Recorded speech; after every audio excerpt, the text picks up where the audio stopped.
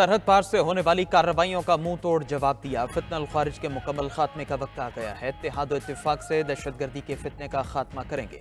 वज़ीर-ए-आज़म शहबाज शरीफ का apex committee इजलास से खिताब।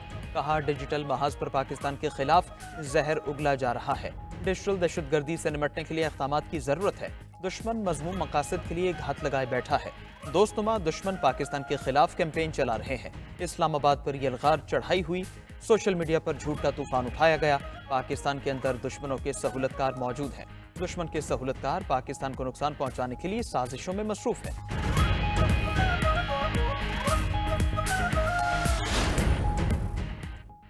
दहशतगर्दी के खात्मे के लिए हम आखिरी हद तक जाएंगे। मुल्क में अमन कायम करके रहेंगे। वज़ीर आला खैबर पख्तूनख्वा यमीन गंडापुर की एपेक्स कमेटी के इजलास में शिरकत के बाद मीडिया से गुफ्तगू। कहते हैं, सरहद पार से आने वाले दहशतगर्दों को रोकना होगा।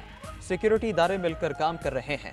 पाकिस्तान तरजीह है, इसके लिए मिलकर बात करेंगे। 26 नवंबर को इतना बड़ा सानेहा हुआ। वज़ीर-ए-आज़म के लिए मुनासिब नहीं कि एपेक्स फोरम पर गोली चलने का इनकार करे। 13 शहदा की तस्दीक हो चुकी। इंसाफ मांगते रहेंगे। 9 मई पर कमीशन बनाए। किसी ने कुछ गलत किया है तो उन्हें सजा दें।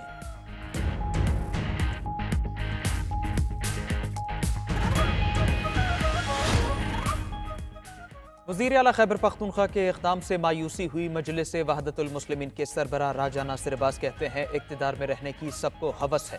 वज़ीर आला के पी को एहसास नहीं कि उनके इक़दामात से आज़ादी की जदोजहद को कितना नुकसान पहुँच रहा है। महमूद खान चगज़ई ने हुकूमत और पीटीआई के दरमियान मुज़ाकरात पर सवाल उठा दिए। कहा कि किस चीज़ के मुज़ाकरात हो रहे हैं? क्या जिस हुकूमत से मुज़ाकरात हो रहे हैं वो जायज़ हुकूमत है? हुक्मरानों को पाकिस्तान के हालात का अंदाज़ा नहीं। अफवाज और अदलिया समेत तमाम इदारों की गोल में इस कॉन्फ्रेंस बुलाई जाए। मुल्क में आइन को बहाल और चोरी मैंडेट वापस किया जाए।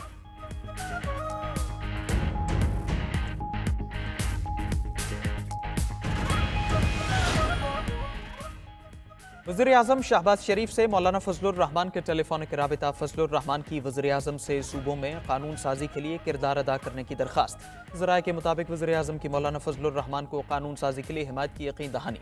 कहा, सूबों में कानून साजी के लिए वज़ीर आला से राबिता करूंगा।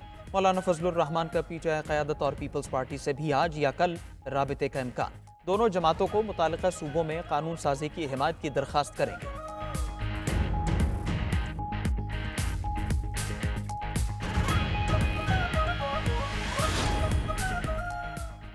कुरम में अमन के लिए हम पेशरफ्त तनाज़ात के हल के लिए 2 अमन कमेटियां कायम। मकामी कमेटी में 27 अरकान शामिल होंगे। अपर कुरम कमेटी 48 अरकान पर मुश्तमिल होगी। अमन मुआहदे पर बाकी 6 जिरगा अरकान ने भी दस्तखत कर दिए।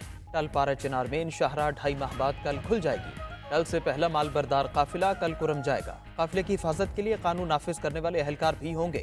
बैरिस्टर सैफ का कहना है, इलाके को असलहा और बंकर से पाक किया जाएगा। असलहा जमा करने के लिए दोनों फरीक 15 दिनों के अंदर अंदर मरबूत लाएहमल देंगे। इलाके में मौजूद बंकर 1 माह में खत्म किए जाएंगे।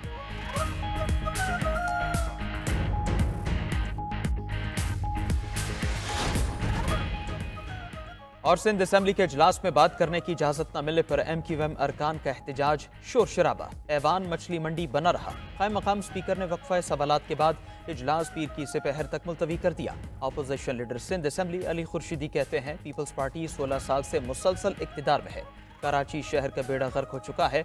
आज टोकन एहतजाज किया। हुक्मरानों को अपना क़िबला दुरुस्त करना होगा। असेंबली में वज़रा का रवैया काबिल अफसोस था। डिप्टी स्पीकर हुकूमती अरकान से डिक्टेशन लेकर ऐवान चला रहे हैं। पाकिस्तान और जनूबी अफ्रीका के दरमियान दूसरा टेस्ट मैच। केप टाउन में मेजबान टीम की बैटिंग जारी। 3 खिलाड़ियों के नुकसान पर 180 से ज्यादा रन बना लिए। रियान रिकिल्टन ने सेंचुरी मुकम्मल कर ली। मैच के दौरान फील्डिंग करते हुए साइम अयूब इंजरी का शिकार। पाँव में तकलीफ के बायस साइम अयूब फील्ड से आउट। स्कैन करा लिया गया। फाइनल 11 में नसीम शाह की जगह मीर हमजा को स्क्वाड का हिस्सा बनाया गया है।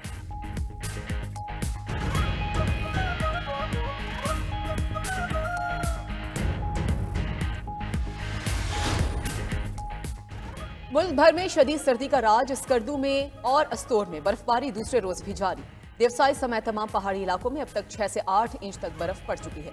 कश्मीर के बलाई इलाकों, वादी नीलम समेत बेशतर मुकामात पर भी बर्फबारी। बलाई इलाकों में बर्फबारी और शदीद ठंड से दर्जा हरारत मजीद नीचे आ गया। चमन, कल्लात और मस्तूंग समेत बलोचिस्तान के बेशतर अजला में भी बारिश और बर्फबारी का सिलसिला जारी। सूबे में शदीद सर्दी में सुई गैस की फराहमी मुकम्मल बंद। बिजली की भी तवील लोड शेडिंग से शहरियों को मुश्किलात का सामना है।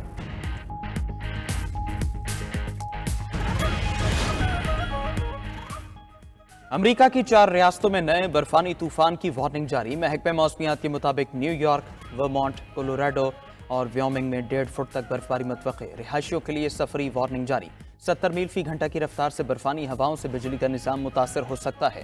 نیو یارک میں سینٹ لارنس، فرینکلن اور کلنٹن جیسی کاؤنٹیز طوفان کی زد میں ہے۔ امریکی ریاستوں میں جمعہ تک برف باری کا امکان ہے۔ ادھر برطانیہ میں شدید برفباری کی 3 روزہ وارننگ جاری کر دی گئی۔ انگلینڈ، اسکاٹ لینڈ اور ویلز میں ہفتے سے پیر تک شدید برفباری کا امکان ہے۔ برفباری، بارش، پھسلن، سیلاب، یخبستہ درجہ حرارت کے باعث اسکول، سڑکیں بند، پروازوں اور ٹرین کا نظام متاثر ہونے کا خدشہ۔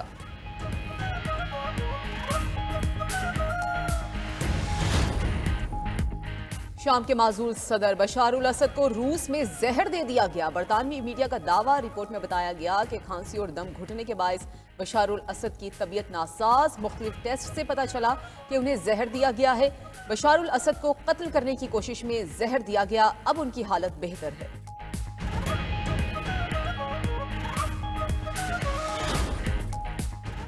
پی ٹی آئی اور حکومت کے مذاکرات میں کچھ نظر نہیں آ رہا۔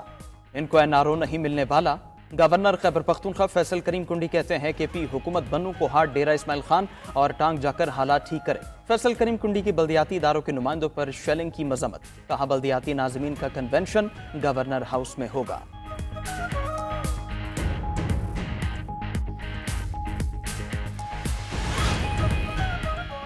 علی امین گنڈاپور سے پے در پے الیکشن میں شکست نے فیصل کریم کنڈی کو ذہنی مریض بنا دیا۔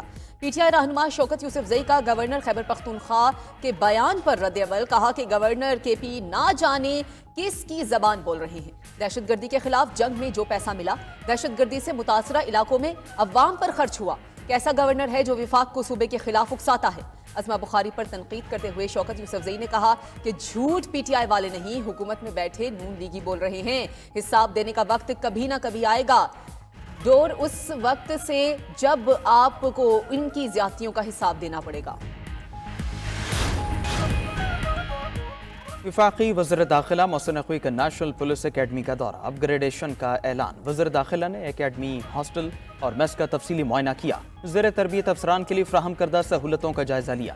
میس میں کھانا کھا کر معیار چیک کیا اور کھانے کی تعریف کی۔ وزیر داخلہ نے نیشنل پولیس اکیڈمی کا ماسٹر پلان بھی طلب کر لیا۔ تنظیم نو کا کام مکمل کرنے کے لیے 3 ماہ کی ڈیڈ لائن بھی دے دی۔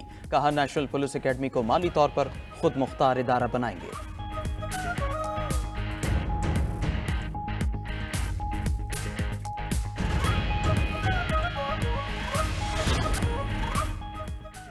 یمن کے حوثیوں کی جانب سے اسرائیل پر ایک اور میزائل حملہ۔ اسرائیل بھر میں سائرن بجنے لگے۔ غیر ملکی میڈیا کے مطابق فائر کیے گئے میزائل کو اسرائیلی افواج نے مار گرایا۔ اسرائیلی افواج نے دعویٰ کیا ہے کہ میزائل حملے سے کوئی نقصان نہیں ہوا۔ حوثیوں کی جانب سے غزہ کے حوالے سے اسرائیل کو کئی دن سے پیغام بھیجا جا رہا تھا کہ غزہ میں مسلح جنگ کو فوری روکا جائے۔